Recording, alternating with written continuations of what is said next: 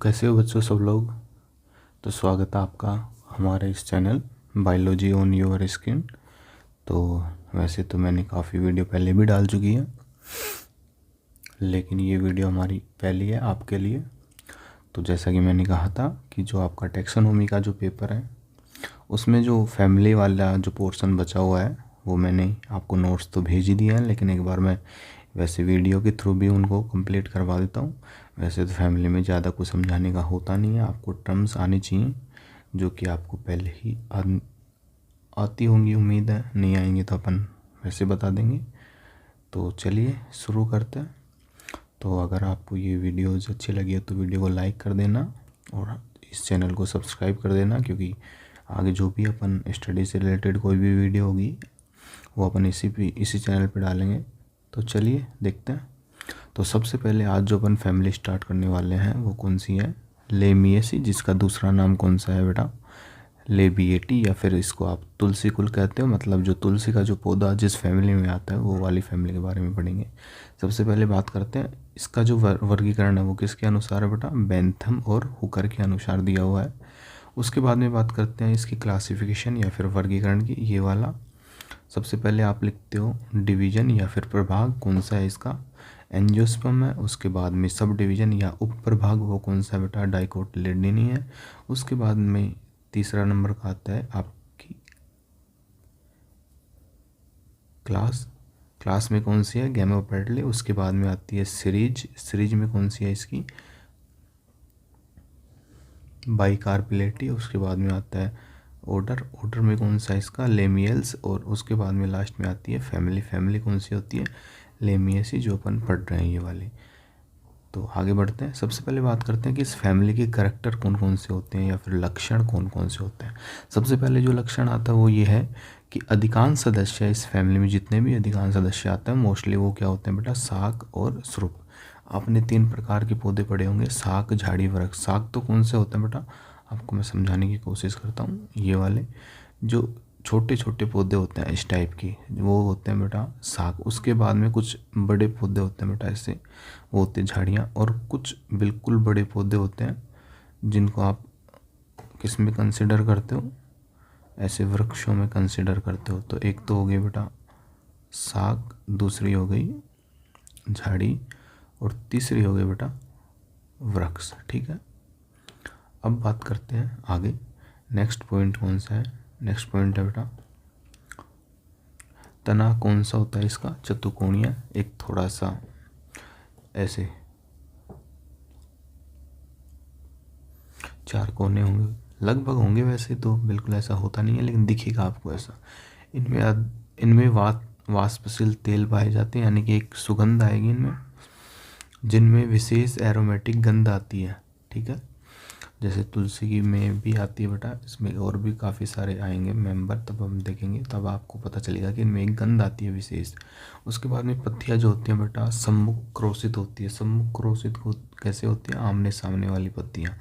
उसके बाद में आता है पुष्प चक्र कूटर चक्रक या वर्टिसिलास्टर प्रकार का होता है। आप देखोगे जब अपन इसकी फ़ोटोज़ वगैरह देखेंगे तो वहाँ पे आ जाएगा। उसके बाद में नेक्स्ट देखिए, पुष्प सहपत्र होंगे, मतलब एक व्यास सम्मित, यानी कि जो मैंने बता भी चुका हूँ, 3 टाइप के होते हैं, त्रिज्या सम्मित, एक व्यास सम्मित और एक होता है असम्मित। ठीक है, नेक्स्ट पॉइंट देखिए, बाह्य दल एवं दल क्या होते हैं, द्विओष्ठी। नेक्स्ट देखिए, पुंकेसर 4 होते हैं और द्विदीर्घी होते हैं। जायांग में वर्तिका, जायांग नाभिक होती है, गाइनोवेसिक स्टाइल। नेक्स्ट देखिए इसका वितरण, यानी कि कहाँ कहाँ पे प्रेजेंट होती है, कहाँ कहाँ तक फैली होती है।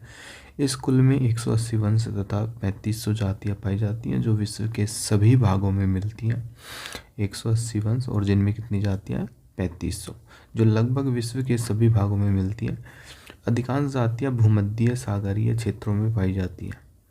नेक्स्ट देखिए, भारत में 44 वंश हैं तथा 380 जातियाँ मिलती हैं। इसके कायिक लक्षणों की बात करते हैं अपन। पहला है बेटा आवास एवं स्वभाव। अधिकांश पादप 1 वर्षीय या बहुवर्षीय शाक होते हैं, जैसे तुलसी और सालविया, तथा कुछ श्रुप के रूप में पाए जाते हैं बेटा शाक, झाड़ी और वृक्ष। ठीक है, एग्जाम्पल देखिए, एनाइसोमलिस और दूसरा है लेवेडुला।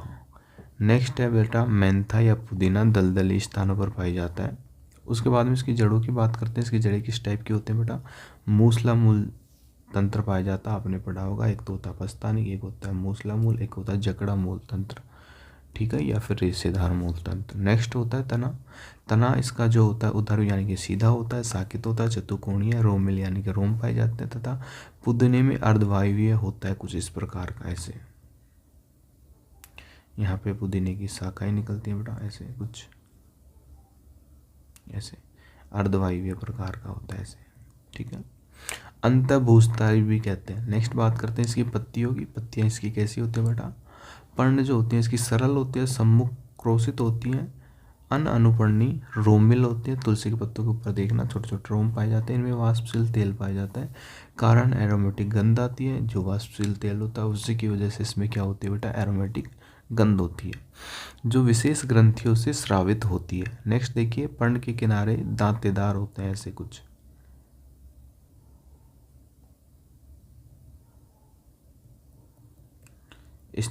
इस टाइप की कुछ लीफ होती है जिसके जो किनारे होते हैं वो क्या होते हैं बेटा? आपने तुलसी की पत्ती को देखा होगा कभी ध्यान से, तो उसमें देखना ऐसे कुछ जो पर्ण फलक होता है वो ऐसे फटा कटा फटा ये दांतेदार होता है बेटा। इसकी पुष्पीय लक्षणों की बात करते हैं जो कि इंपॉर्टेंट कैरेक्टर है बेटा, इसको याद रखना है। लेमियसी कुल में विशेष प्रकार का पुष्पक्रम पाया जाता है जिसे कूट चक्रक या वर्टिस लास्टर कहते हैं। ये कई बार पूछा जा चुका है। जो तुलसी कुल होता है उसमें कौन से प्रकार का पुष्पक्रम पाया जाता है बेटा? कूट चक्रक या फिर वर्टिस लास्टर प्रकार का पुष्पक्रम पाया जाता है। नेक्स्ट देखिए, इस पुष्पक्रम में पुष्पावली वृंत पर्ण एवं पर्व संधियों में विभाजित रहता है। पर्व एवं पर्व संधियों में विभाजित रहता है ऐसे, एक के ऊपर एक सर्कल सा दिखेगा जब अपन इसका वो फोटो देखेंगे। आगे देखिए, पुष्प लगभग अवृंत होते हैं तथा प्रत्येक पर्व संधि पर दो सम्मुख द्विशाखी सहसिमाक्षी क्रम में पुष्प लगते हैं। जो एकल सहसिमाक्षी में शाखित होते हैं, लेकिन तुलसी एवं साल्विया में 3 पुष्पों वाला सहसिमाक्ष आगे शाकन नहीं होता। बेटा पुष्पक्रम 2 प्रकार का होता है, ऐसीमाक्षी और सहसिमाक्षी। ऐसीमाक्षी में क्या होता है? लगातार जो अंतिम छोर होता है उस पर भी क्या पाया जाता है? फ्लावरिंग होती है, वो उस पर बड पाई जाती है, यानी कि फ्लावर नहीं होता, वो लगातार वृद्धि करता रहता है और अंत नहीं होता। जबकि सहसिमाक्षी में क्या होता है? अंतिम जो होता है वहाँ पे पुष्प पाया जाता है, कलिका नहीं पाई जाती, यानी कि पुष्प समाप्त हो जाता है वहाँ पे वो जो होता है। नेक्स्ट देखिए, प्रत्येक पर्व संधि पर पुष्पक्रम एक चक्र में लगे हुए होते हैं, प्रतीत होते हैं, लेकिन यह चक्र क्रम में नहीं लगते, अतः इसे कूट चक्र यानी कि पर्व संधि पर पुष्पक्रम एक चक्र में लगे हुए प्रतीत होते हैं, यानी कि एक चक्र सा होता है, लेकिन ऐसा होता नहीं है बेटा। जैसे ओसिमम, जिसे आप तुलसी कहते हो, ये देखो कूट चक्र पुष्पों में पुष्पों की व्यवस्था कुछ इस प्रकार से होती है। आगे देखिए, फ्लावर सवृंत, नेपेंथा एवरंत, ल्यूकस तथा तुलसी में छोटा वृंत, सहपत्री पूर्ण, द्विलिंगी, एक व्यास समेत, त्रिज्या समेत, मेहनता, पंचतई जानते हो, जायांतर जानते हो, मैंने बताया हुआ आपको। बाह्य दल पुंज, ये क्या होता है बेटा? सबसे बार कैलिक्स, कोरोला और फिर एंडोसियम और गाइनोसियम, 5 बाह्य दल होते हैं बेटा। कैलिक्स की बात हो रही है।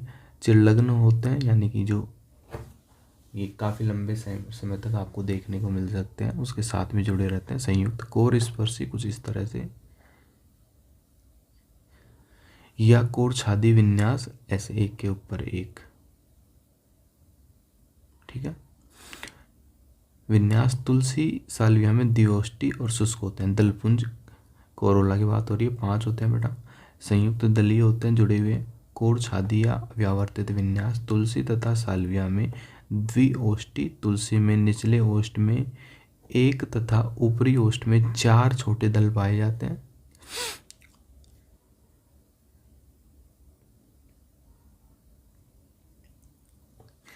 निचले ओष्ठ में तो 1 होता है बेटा और ऊपरी में 4 होता है, तो इसको 4/1 लिखते हैं। तथा साल्विया में ऊपरी ओष्ठ में 2 तथा निचले ओष्ठ में 3, तो इसको 2/3 लिख सकते हो आप ऐसे, ठीक है। पुमंग क्या होता है बेटा, 4 होते हैं पुंकेसर द्विध्रुवी, 2 बड़े 2 छोटे दल लग्न होते हैं, दल से एक साथ लगे हुए। ऐसे जैसे मान लीजिए दल है तो इससे जुड़े हुए होंगे आपके, ऐसे ऐसे ये पंखुड़ियाँ होती है तो इनसे जुड़े हुए होते हैं बेटा।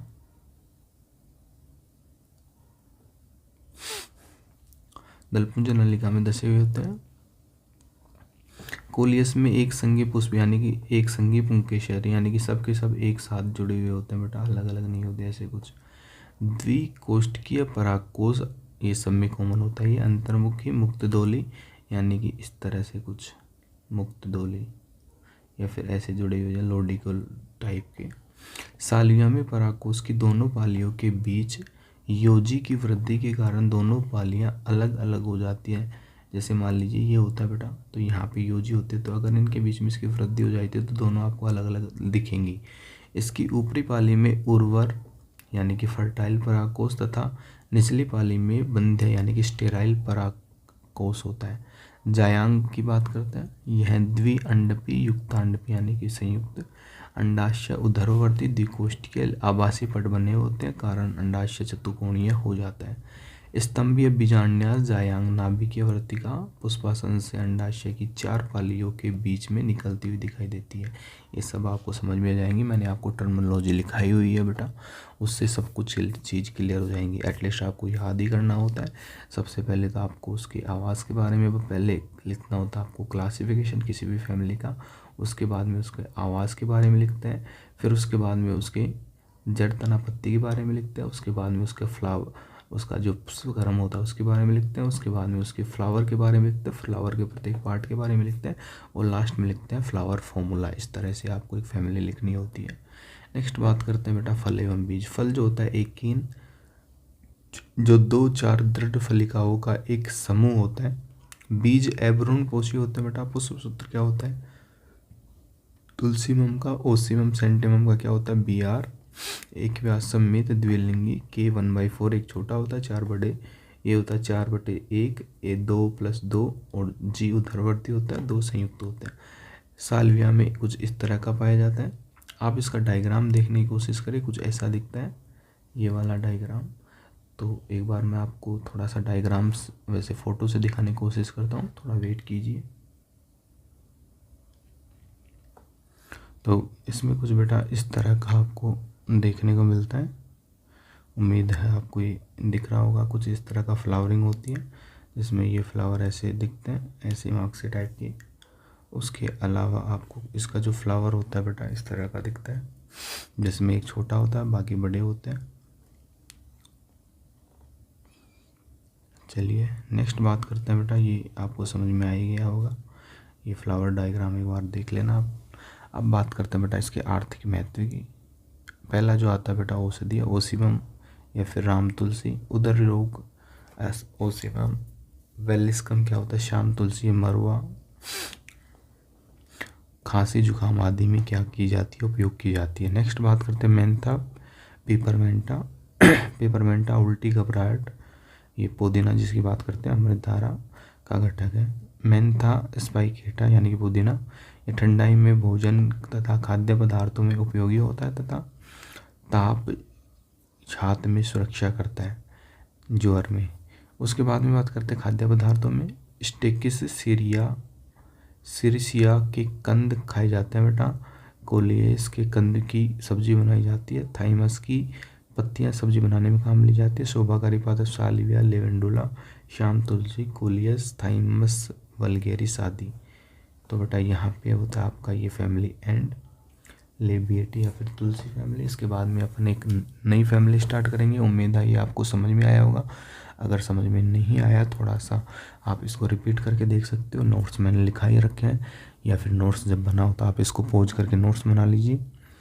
इसके अलावा कोई भी टर्म अगर समझ में नहीं आई हो तो आप उसको कमेंट कर सकते हैं, और जो बच्चे ऑफलाइन क्लास ले रहे हैं वो मुझे क्लास में पूछ सकते हैं। तो और वीडियो को अगर आपको ये अच्छी लगी तो वीडियो को लाइक कीजिए, इस चैनल को सब्सक्राइब कर लीजिए और बेल आइकन को दबा दीजिए, ताकि जो भी नेक्स्ट वीडियो में बनाऊँ सबसे पहले आपको नोटिफिकेशन मिल जाए और आपकी काफ़ी हेल्प हो जाए। इस चैनल पे मैं ऐसी एजुकेशन से रिलेटेड वीडियो डालते रहता हूँ।